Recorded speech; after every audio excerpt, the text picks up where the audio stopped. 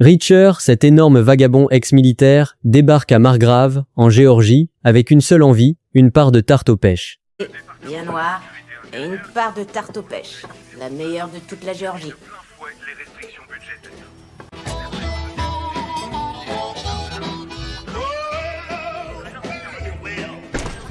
Police!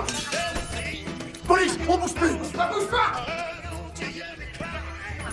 Maintenant, glisse-toi sur le côté, lève-toi de cette banquette. Tout en douceur.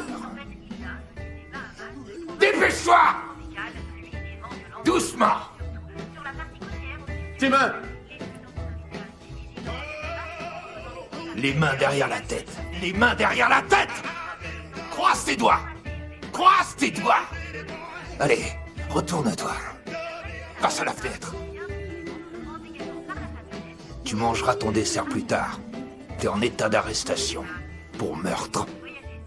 Le mec se mêle de ses affaires quand il se fait arrêter pour meurtre.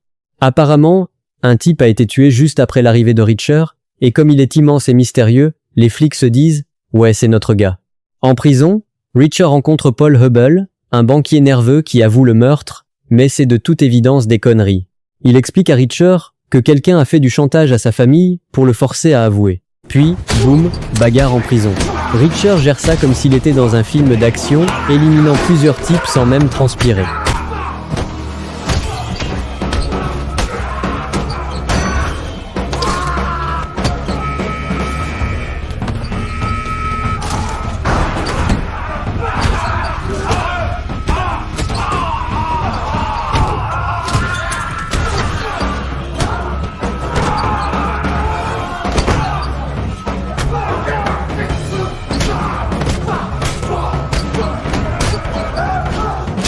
Une fois sorti, il identifie la victime du meurtre.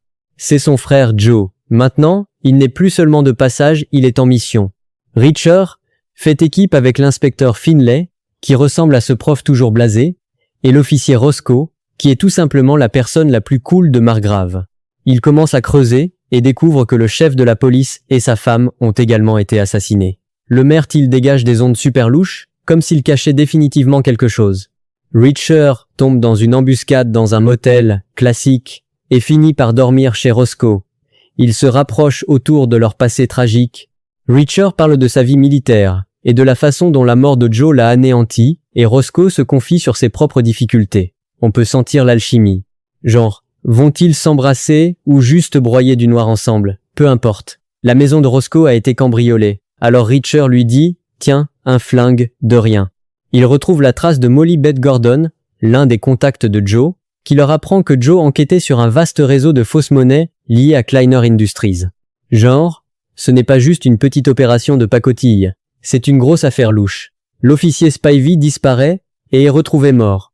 Pendant ce temps, Reacher traite les embuscades comme du cardio et élimine les hommes de main comme si de rien n'était. L'équipe surveille les camions de Kleiner, mais ils font juste des trajets à vide. Super suspect, genre. Pourquoi font-ils rouler des camions vides? Que cachent-ils?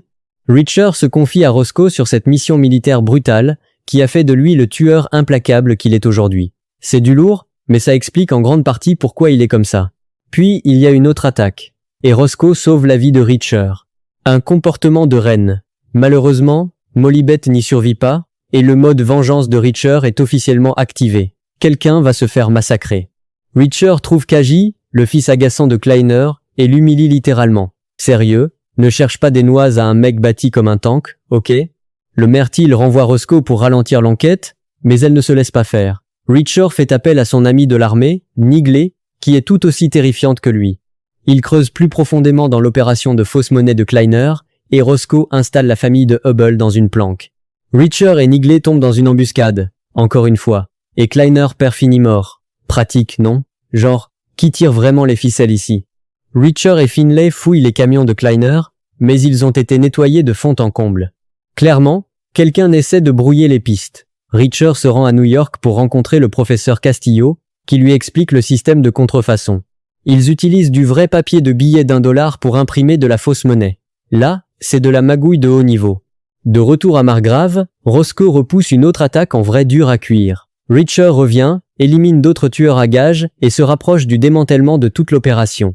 On sent vraiment que les pièces du puzzle commencent à s'assembler. Les choses deviennent vraiment sombres lorsque l'officier Stevenson et sa femme enceinte sont assassinés. Cette série n'y va pas de main morte. La famille de Hubble est toujours en danger. Et Teal renvoie Finlay pour bloquer l'enquête, mais Finlay est têtu et Reacher, eh bien, c'est Reacher. Ils tendent un piège aux sbires de Kleiner et les anéantissent comme si de rien n'était. Vient ensuite l'énorme rebondissement. L'agent du FBI Picard est dans le coup, travaillant avec Kaji et Teal. Niveau de trahison, 100. Kaji révèle qu'il a tué Joe pour protéger l'opération de fausse monnaie et kidnappe Roscoe pour attirer Reacher. Pas très malin. Reacher élimine Picard, sauve Hubble et prend d'assaut le commissariat de police comme une véritable machine de guerre à lui tout seul. Roscoe élimine Teal et tout l'entrepôt de Kleiner part en fumée. Kaji reçoit sa dernière raclée de la part de Reacher. Le mec n'avait littéralement aucune chance. La ville étant enfin en sécurité, Reacher enterre la médaille de Joe dans leur ancienne maison familiale et reprend la route du grand Reacher. Le loup solitaire, la justice est rendue et pas d'adieu. Dans les Catskills, un gars se fait jeter d'un hélicoptère et ne survit pas pour raconter l'histoire. Pendant ce temps, Jack Reacher est dans l'Arkansas, neutralisant tranquillement un voleur de voiture comme si c'était juste un mardi ordinaire.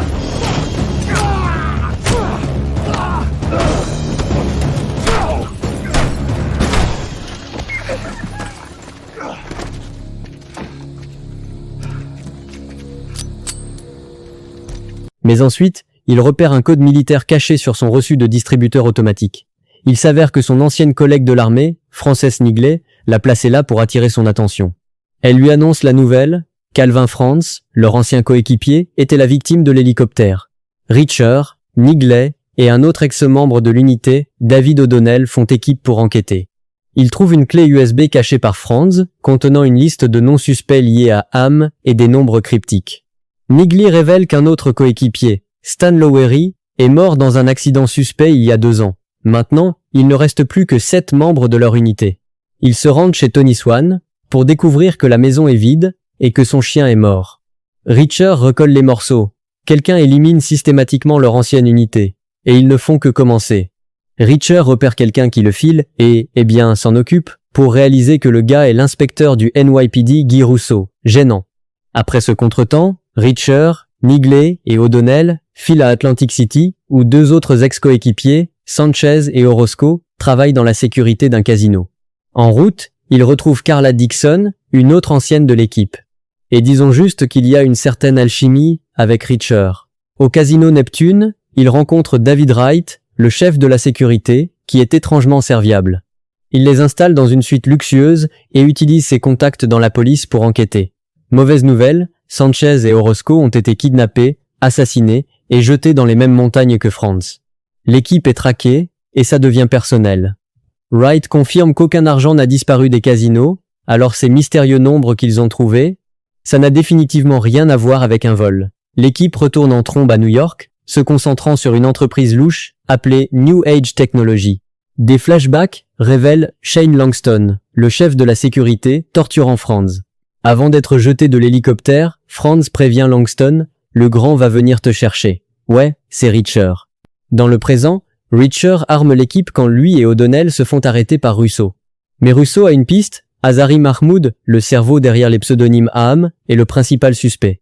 Pendant ce temps, Nigley et Dixon visitent New Age Technologies et discutent avec Marlo Burns, la directrice des opérations. Elle identifie leur tueur à gages potentiel comme étant Trevor Saropian et leur donne même son adresse.